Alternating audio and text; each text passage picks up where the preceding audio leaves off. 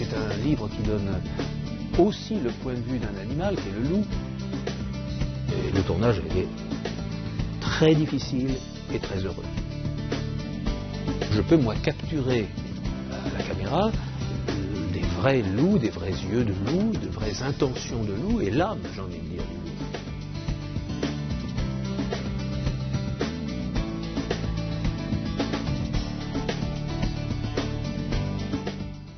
Issu d'un milieu modeste, le réalisateur français Jean-Jacques Hano est né le 1er octobre 1943 à Juvisy-sur-Orge. Passionné très jeune par le cinéma, diplômé de l'IDEC, il réalise durant les années 60 des centaines de films publicitaires avant d'obtenir en 1976 l'Oscar du meilleur film étranger pour son premier film, La Victoire en chantant. Amoureux passionné de la nature, Jean-Jacques Hano n'hésitera pas à en faire l'un des personnages principaux dans plusieurs de ses films.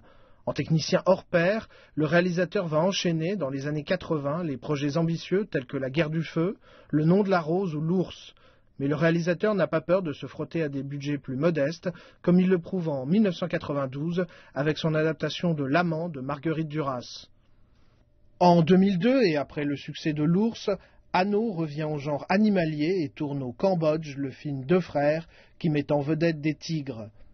Il tourne ensuite plusieurs films, dont Stalingrad et Sa Majesté Minor, avant d'entamer une collaboration inédite avec le cinéma chinois. Pour cette première, le réalisateur adapte Le Totem du loup, un roman qui a connu un immense succès en Chine. Après plusieurs années de préparation méticuleuse et un tournage intense en Mongolie, Jean-Jacques Hano a accepté de nous faire partager ses impressions sur son nouveau film.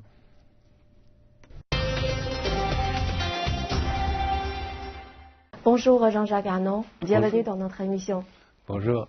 Je voudrais savoir d'abord quelle était votre intention quand vous avez commencé à tourner Le Totem du loup. Écoutez, voilà un roman qui m'a fasciné et qui est tout à fait dans la ligne de mon travail jusqu'à présent. Une des choses les plus étonnantes, c'est que c'est un livre qui donne aussi le point de vue d'un animal, qui est le loup.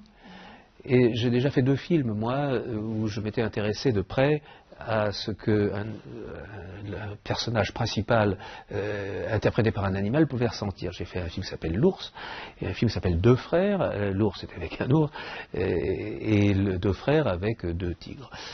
Et autre chose stupéfiante, c'est que ce roman raconte une histoire d'un jeune étudiant de Pékin qui est envoyé, quand il est très jeune, dans un endroit étrange pour lui, qui est la Mongolie. Il tombe amoureux de la Mongolie, et il se découvre lui-même, d'une certaine manière. Il découvre les Mongols, les loups, mais lui-même. Figurez-vous que la même histoire m'est arrivée à moi, la même année, quand j'étais tout juste sorti de l'école de cinéma. J'ai été envoyé par le gouvernement français en Afrique, au Cameroun. Et je n'avais aucune envie d'aller là-bas, sauf que quand la porte de l'avion s'est ouverte, j'ai immédiatement adoré. Et j'ai passé une année extraordinaire, et je ne suis plus jamais le même depuis, parce que j'ai appris, j'ai compris autre chose en Afrique, grâce à l'Afrique. Jiangrong, l'auteur du roman Le Totem du loup, lui se sent redevable vis-à-vis de la Mongolie. Moi, je me sens redevable vis-à-vis de l'Afrique, où je continue d'aller régulièrement. Mon ami Jiangrong va régulièrement en Mongolie. Tous les deux, nous avons ce respect des peuples qui ont une autre culture que la nôtre. Et nous avons beaucoup appris d'eux. Nous les remercions. Et ces 2 éléments principaux que je viens de vous dire semblaient me prédestiner pour ce roman. Et c'est pas un hasard si des producteurs chinois, des gens que j'ai beaucoup aimés tout de suite, sont venus me voir en me disant ben voilà, on souhaite que ce soit vous qui fassiez ce film. Donc si vous voulez, il n'y a pas de hasard. Si on m'a demandé à moi de le faire, c'est que ça avait quelque chose qui m'était très personnel. On me demande quasiment tous les jours de faire des films sur des sujets qui ne me concernent pas. Là, on est en plein dans quelque chose qui me touche et sur lequel je viens de passer 5 ans de ma vie, extrêmement heureux d'ailleurs, je dois dire, en Mongolie et en Chine. Et tout à l'heure, vous avez cité que vous avez réalisé 2 films. Des films comme L'ours ou Les deux frères sont tous des œuvres sur les animaux. Donc je suis curieuse de savoir d'où vient votre passion pour les animaux et la nature. Eh bien, c'est encore le coup de foudre africain, parce que en Afrique, j'ai compris qu'à l'époque où j'étais dans un pays de forêt, et franchement, quand on est dans la forêt, on n'est pas l'espèce dominante. Il y a tout un tas de bêtes de toutes sortes, surtout les petites, qui sont là pour vous rappeler que la nature est très puissante, et qui vous mettent dans une situation d'humilité par rapport à la nature. Et puis, il y a aussi, de ma part, quand j'étais enfant, j'habitais la région parisienne, et j'adorais la campagne. J'adorais les grands espaces, j'adorais aller couper les foins, couper le blé, être parmi les animaux. C'était une chose d'enfance. Tous les enfants aiment les animaux. Et c'est peut-être parce que je suis resté un grand enfant que j'aime de temps en temps, parce que j'ai fait des films évidemment extrêmement différents, comme Le nom de la rose, Stalingrad, c'est-à-dire que ça s'appelait Enemy at the Gates en anglais, L'amant. Ce sont des films qui n'ont rien à voir apparemment avec le monde animal.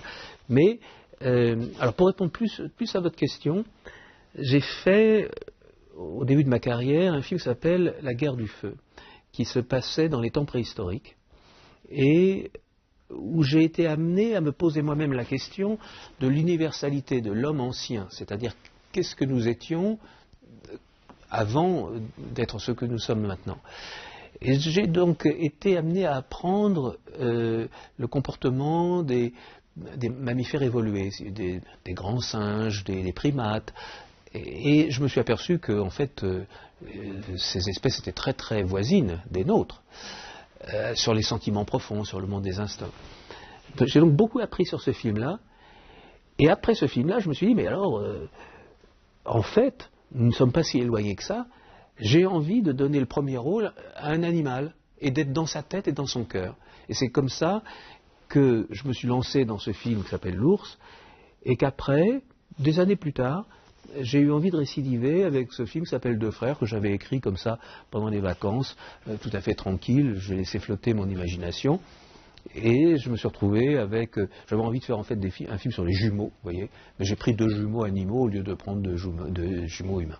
Publié en Chine en 2004, le roman d'aventure Le Totem du loup y a rencontré un succès phénoménal. L'auteur, Jiang Zhong, s'est inspiré de sa jeunesse et de ses 11 années passées en Mongolie intérieure pour écrire un livre puissant sur le rapport entre l'homme et la nature et sur la créature la plus fascinante de la steppe, le loup. Le livre s'est vendu à plusieurs millions d'exemplaires en Chine et il est resté pendant 6 années dans le classement des 10 meilleures ventes de livres, récoltant de très nombreux prix littéraires dont le prestigieux prix Man Asie.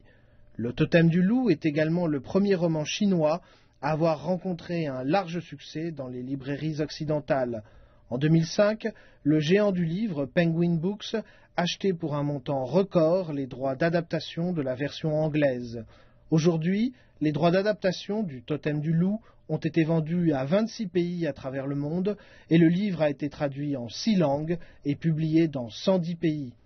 En août 2009, à Beijing, démarrait officiellement le projet d'adaptation cinématographique du Totem du loup, avec le réalisateur Jean-Jacques Hano derrière la caméra. Étant donné l'extrême difficulté à filmer des loups, l'équipe du film dut passer 3 années en travail préparatoire avant de pouvoir enfin commencer à filmer à partir de juillet 2012. Le tournage était bouclé en décembre 2013 et le film devrait sortir à Noël 2014 en Chine avant de sortir peu après en Europe ainsi qu'aux États-Unis. Le film Le Totem du loup a demandé plusieurs années de gestation, donc pourriez-vous nous raconter quels ont été les préparatifs pour le tournage de ce film?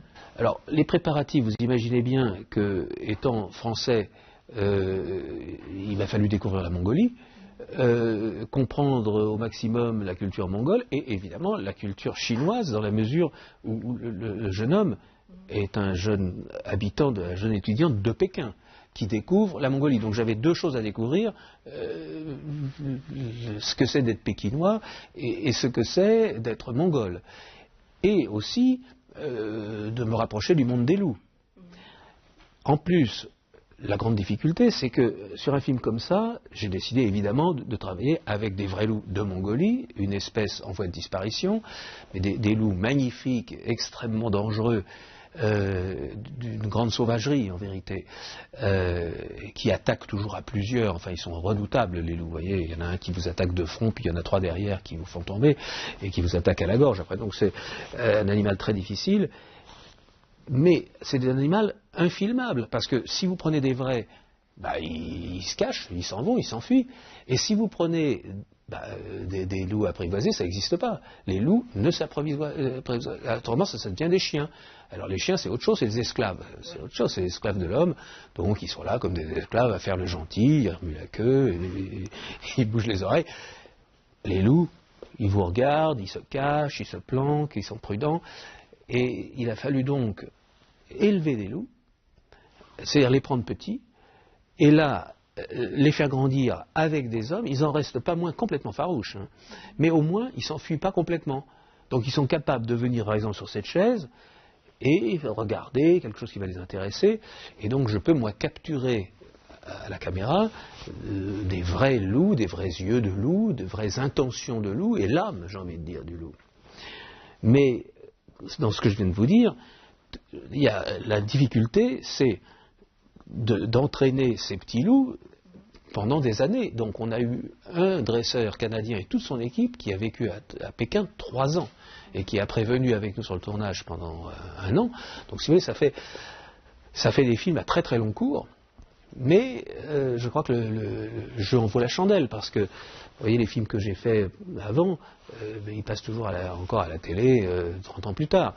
Donc ça vaut le coup de se donner un peu de mal pour avoir une longévité comme ça. Comme vous avez dit que le loup est l'acteur principal dans votre film, mais réussir à filmer le regard ou bien à filmer une émeute de loup, c'est quand même très compliqué et difficile, n'est-ce pas? Oui, je vous rappelle une chose quand même, néanmoins, le loup n'est pas l'acteur principal. L'acteur principal, c'est le jeune homme, joué par Fong Chao-fong. Le loup est son partenaire. Et les loups ont une très grande importance dans le film. Mais c'est une histoire d'homme, c'est pas une histoire de loup. Mais on pénètre dans l'univers des loups, on voit ce qu'ils veulent, ce qu'ils pensent, comment ils s'organisent. Ça, on le voit dans le film. Et ça, c'était particulièrement difficile. Il y avait 3 choses très difficiles. 1, se souvenir que tous les loups dans le monde naissent en mars. Donc il a fallu que toute cette histoire de ce jeune homme qui fait grandir son petit loup, on l'a fait dans l'ordre. Dans l'ordre du tournage, on a attendu que le petit loup grandisse. 2e difficulté, c'est un film qui se passe sur 4 saisons. Alors 4 saisons en Mongolie, au mois de mars c'est tout brun, ça ressemble à cette moquette. Au mois de juin et juillet, c'est tout vert, c'est merveilleux, on dirait un terrain de golf, c'est extraordinaire, mais il y a plein de moustiques partout. Mais c'est pas croyable. Jamais en Afrique j'ai vu autant de moustiques. Partout. Après, c'est l'automne, c'est très beau parce que c'est doré, c'est jaune, c'est de l'or. Et puis après, c'est la rigueur de l'hiver. C'est terrible ce qui fait froid. Mais alors un froid tellement puissant que les caméras ne peuvent plus marcher. Vous ne pouvez plus faire le point. L'objectif, il est coincé. Les caméras tombent en panne. Les acteurs, je ne vous en parle pas, ils sont couverts de gel. Nous-mêmes, on avait un mal considérable à rester dans ce vent effroyable de Mongolie. C'est des vents à 50, 60, 70 km/h à moins 30. Donc vous ne pouvez pas sortir les mains de vos gants. Vous sortez les mains de 3 secondes, et vous êtes quasiment gelé. Donc c'est incroyable. Donc si vous voulez, on a fait face à toutes ces difficultés-là, mais je pense que le film est très particulier et il a ce charme et cette puissance d'avoir été tourné sur place avec des vrais animaux et des vrais acteurs, bien sûr. Et donc vous avez passé du temps très difficile en Mongolie, n'est-ce pas? donc avec des conditions climatiques très dures, très rudes, et même vous avez travaillé avec une équipe de techniciens qui ne parlaient pas anglais ni français, donc vous ne vous êtes pas senti déboussolé. Non, vous savez, on fait tous le même métier dans le cinéma. Vous pouvez travailler avec une équipe russe, mi-russe, mi-italienne, tout en ne parlant ni le russe ni l'italien. Vous êtes le metteur en scène, vous avez quelques traducteurs pour parler aux acteurs, tout le monde comprend ce qu'on veut, parce que nous sommes dans le même métier.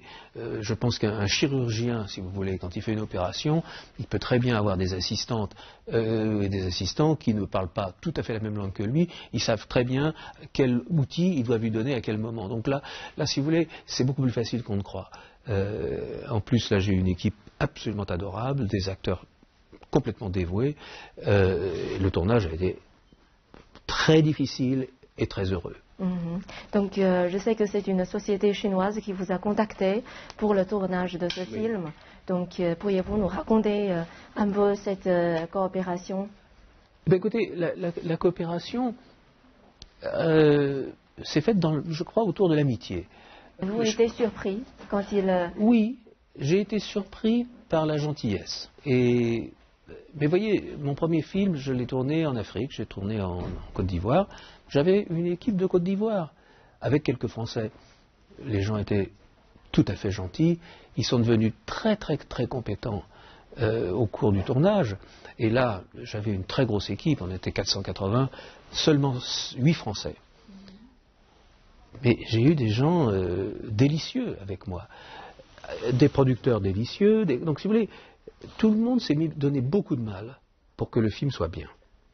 Donc, bien évidemment, moi j'ai vécu ça de façon très heureuse, parce que quand vous avez 480 personnes qui se donnent du mal autour du même projet, que vous avez 200 chevaux qui eux aussi jouent bien, des loups fascinants, des petits loups adorables, oh, c'est agréable. Vous voyez, j'ai envie de dire, c'est génial.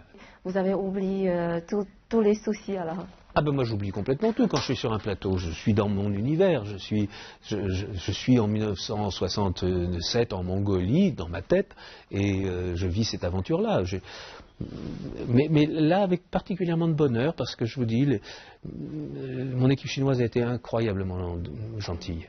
Donc dans cette équipe, avez-vous joui de la même liberté que sur vos précédents? Absolument. Liberté jusqu'à aujourd'hui, totale. Liberté de mouvement, liberté de parole. Oui, ça a été... vous savez, j'ai tourné dans plein de pays. J'ai passé 8 ans de ma vie à Los Angeles, à Hollywood. Ici, vraiment, c'est pour ça que je me sens si bien, d'ailleurs. Je me sens complètement moi-même. Je fais le mieux que je peux dans ma sincérité et je me sens aidé par tous. Donc est-ce que le totem du loup a été tourné en 3D parce que oui. Vous êtes un pionnier de la technique 3D avec les ailes du courage, oui, annexe en 3D. Donc cette fois-ci, c'est aussi dans le même cas? Oui, j'ai tourné en 3D parce que j'ai pensé que en 3 dimensions, en relief, le petit loup allait être formidable. Et il l'est. Contrairement à ce que pensent les gens, la 3D, c'est très très bien pour les scènes intimes. Parce que, en fait, on voit surtout en relief les choses proches. Après, dans le fond, c'est moins en relief. Et là, je me suis dit, oh, le petit loup, il va être formidable, on va avoir envie de le caresser quand il sera en 3D, et c'est le cas. Donc, effectivement, je me suis donné le mal de tourner ce qu'on appelle en natif, c'est-à-dire avec des caméras 3D qui sont un peu plus compliquées que les caméras 2D, mais enfin bon, il y a des gros progrès par rapport à ce que j'avais fait à l'époque en IMAX, avec des caméras qui étaient de la taille d'une camionnette. Là, c'est beaucoup plus facile et avec des techniciens qui ont bien maîtrisé les problèmes de relief. Donc pensez-vous que les nouvelles techniques, notamment la 3D ou les images de synthèse, contribuent à rendre le cinéma plus viscéral ou plus captivant, ou bien craignez-vous que les techniques vont tuer le cinéma? Non, non, non, non. Les techniques, il faut les maîtriser, vous savez. C'est comme quand on a inventé le piano. Il y a des compositeurs qui ont dit oh là là, le piano ça va détruire la musique. Non, ça a permis de faire autre chose et d'améliorer. La guitare électrique ou le clavier donnent des possibilités qui n'existaient pas avant. Donc le cinéma évolue, le monde évolue. Aujourd'hui, on ne voyage plus en bateau à voile, on voyage en avion. Bon, et les techniques nouvelles qui sont à la disposition du cinéma sont là pour être au service de l'imaginaire des créateurs. Donc servons-en nous. Aujourd'hui, on ne tourne plus en 35 mm, j'ai envie de dire, et c'est tant mieux. Le 35 mm, c'était lourd, c'était coûteux. Là, les caméras sont plus légères et une définition formidable. Et on peut travailler sur les couleurs et tout. Non, ce qui est d'agréable avec le digital, c'est que vous voyez tout de suite ce que vous avez fait. Et si vous voulez transformer votre image, vous avez toute une gamme d'outils qui vous permettent de le faire. Donc, ça vous permet d'avoir un outil de plus pour raconter l'histoire telle que vous la voulez. Donc merci M. Arnaud d'avoir accepté notre invitation et je vous souhaite un très grand succès à votre film. Merci, nous y travaillons. Au revoir. Au revoir.